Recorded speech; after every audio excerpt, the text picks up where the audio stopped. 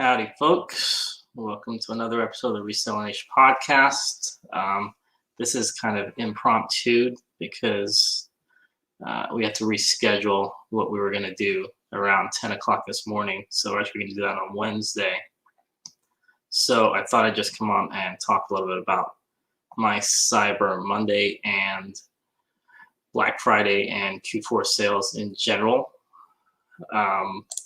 It's kind of been interesting for me, I guess interesting for everybody so far this year. Today has usually, I shouldn't say usually, in years past it'd be a lot busier. Generally, I have a different approach to Black Friday, Cyber Monday. This week and a half, I don't really go as crazy as I did in the past. I haven't been for a while, actually. It's kind of just been something I've kind of done just basically because of family and other engagements we have around this time of year. We have a lot of family birthdays, obviously Thanksgiving, and well, with COVID, that kind of got reduced a little bit. We did it like a cyber Thanksgiving. I posted that on Instagram. But I'm still kind of a homebody, shall we say, like super homebody, and I don't really go crazy sourcing this time of year. So I kind of spread it out throughout the entire year. So how's it? I mean, I'd love to hear how everybody else's Q4 sales are going. Mine have been pretty good so far. Can't complain. Like I said, I'm still kind of getting into the mode of like, I wouldn't say I'm a full-time reseller, kind of semi halfway there. I'm always doing other things. So it's kind of, I guess it is what it is. I'm not sure what you would call that. I'm kind of doing full-time hours, I would say. I'm usually doing this about 40, 50 hours a week. So, if you add it all up, all the picture taking and sourcing and listing. But I guess getting back to the sourcing, my sourcing isn't as geared towards sourcing in November, December as it is spread out across the entire year. I don't know what you guys do in terms of Black Friday sales in terms of sourcing and everything, but most of my time, to be honest, is spent shipping around this time of year. I do source, I do look for deals, but the majority of what I source, especially the bulk lots, are usually probably starting January through March, and then throughout the entire summertime. It's just easier, more relaxed. I can get better deals. January, they seem to be kind of like clearance, like desperation sales, as bad as that sounds, but people are just, closing down. Stores will be closing down a lot of times. And, there's really good deals at the beginning of the year. It slows down a bit coming into like, a little bit after Valentine's Day, and then it picks up again in like May, June, and throughout the summer. It's really, really cool. Got one comment there. Jesus Deputy, how's it going? Thanks for stopping by. But I mean, as far as Black Friday sales go, they were really good, and actually that entire week. Last week. It's Monday today. Sorry, I forget the days of the week these days. But I can't complain about sourcing either, because I do most of my sourcing online now anyway. So I still do a lot of sourcing online, a lot of bulk sourcing. And I try and pick what I'm sourcing more and try and get bigger deals. By bigger, I mean more, like instead of buying one of something, 50 of something, 100 of something. And in the coming months, I'm sure we're all going to see a lot of clearance discounts. So big reason I don't really like going crazy because I do a lot of toys. I do a lot of vintage toys, a lot of new in-box toys. I don't like sourcing those as much in November because of two things. One, I like to already, if I'm sending the FBA, I like them already to be there, especially with the COVID restrictions. I don't even know. I've heard different things. I talked to who we were talking to, what Shane, a Rising Grind Picker. He said for him, because he's so close to the warehouses where he lives, that they're getting to the warehouses faster. For me, a lot of my stuff is going across the country. I'm talking about Amazon FBA here. So I want to say a week or two ago, I really slowed down when I was sending in there, because I don't know, I have lots of boxes that haven't been checked in. I don't know if it's like that for you. I'm in the Sacramento area, so a lot of the stuff it would initially go to the Stockton warehouse, which is probably about 45 minutes away from me. And then after that, it goes, wherever is needed. I mean, I think for Northern California, a lot of stuff either goes first to the local warehouse, then Southern California, and then, it could go anywhere, Kentucky, Illinois, Pennsylvania, most likely central locations, central places in the country. But because of that time and that time it takes to check in, I usually want to have that done by October. I mean, we've never faced this kind of craziness before in terms of, COVID shutting down things and shipping restrictions, all this. But every year, to be honest, the FBA takes longer and longer to have things checked in. You used to be able to send in things by December 12th, 14th, even, to get it there by Christmas. Now I've heard of people saying that, you might as well just stop now, and it's still November. So anyways, I mean, FBA wise, I've kind of stopped sending in shipments that I want there by Christmas. I still send them in, but I don't care if they get there by Christmas or not.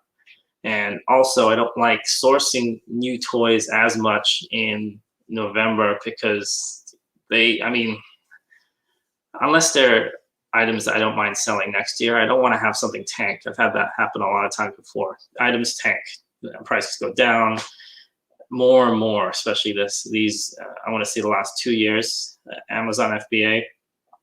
So I just don't like doing it as much. I'd rather source non-new toy items, and most of what I sell is toys, so that's why I've kind of veered off to Mercari and eBay for a lot of stuff like that. And it's just better. Especially, merchant fulfilling, that's a different story. I still do that a lot. So, and actually, I didn't really even start doing that much until this year, which is, everyone's telling me, that's kind of dumb. You should have been doing that from day one. I don't know. I got used to FBA for so many years that I just kept doing that. But anyways, to give you an example of how easy I take it, in the mid to late November, early December, this time last year, we were on a cruise in Mexico. So I want to say the 22nd, 23rd, something like that. A little, like a couple of days before Thanksgiving, we weren't here. And it's just because I like to have everything sent in. I like to have a more relaxed time.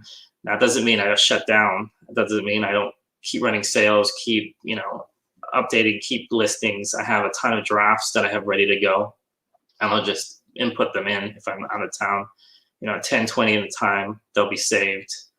And then each day I'll just put some in. I don't know if that's great or if I should just put them all in and just wait, but I like to have that constant flow. So my point to that was that I don't like to rush any buying or any selling in November as much as I know a lot of people do.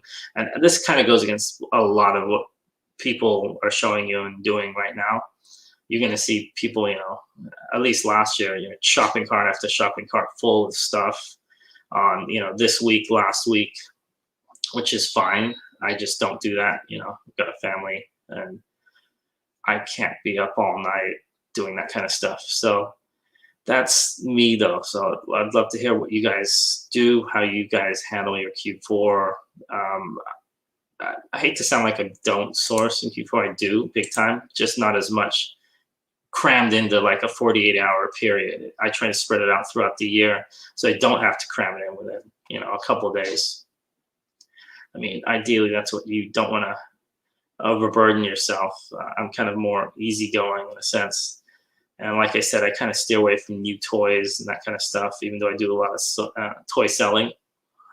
I just don't do it all in this couple of days, 72-hour, 48-hour period. So like right now, I'm looking online at Cyber Monday deals. It's interesting that I was looking today at CNN is doing a lot of advertising, or I should say Amazon is advertising on CNN and all these newspapers and New York Times. Like CNN says, CNN underscored all the best Cyber Monday deals you can shop at Amazon. It doesn't look like an article at all. It's just like a giant full page, multiple page ad with all their stuff. So Amazon's obviously going crazy advertising. I'm sure you've seen that kind of stuff. So I was looking to see, what eBay is pushing. eBay is pushing their regular stuff,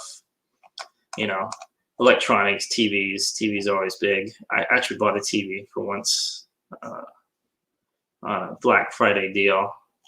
Wasn't bad, about 140 bucks for a 40-inch. So needed a replacement. And then let me see here. Was one interesting article that I did find about Cyber Monday. And let's see if I can find it again. And the history of Cyber Monday. Where did it go? I think I lost it actually. But anyways, it started in 2005. And ever since, they just needed a name. That's where the name Cyber Monday came from. They just needed a name to stick to something that, you were buying online. And that's, boom, where Cyber Monday came from. So anyways, I think I'm pretty much done here. November sales have been good. Cyber Monday sales have been good. Black Friday was really good. So I know it's only 9:53 my time, Cyber Monday. So it's just starting, but my phone's been blowing up, which is really, really cool. I'd love to hear what you guys think, how you guys are doing. But I just thought I'd just drop in, do this kind of impromptu little segments. I try not to show sales on camera that I do because this is a podcast. But for example, there's a hat that I'm wearing right now, a yellow hat. This sold 15 minutes ago. So I have to pack this up and sell it. And there's a Barbie thing in the back that I showed in a video last week of Ferrari. That is going too. It seems like, I want to say there's a 15%, 20% uptick in sales, at least for me. So, which is good. So anyways, I would like to see if I can get you guys to join our Facebook group, the Reselling Niche Help group on Facebook. A lot of other cool resellers there, not a giant group, 135 so members. And we have another episode coming out on Wednesday. It's going to be with my buddy Paul Perez. We're going to do a review again and try and mix it up, do something a little bit different. So hopefully you guys appreciate that compared to some of the other reselling content. But until the next one, just like to say thanks for listening to the Reselling Niche podcast. Have a good one.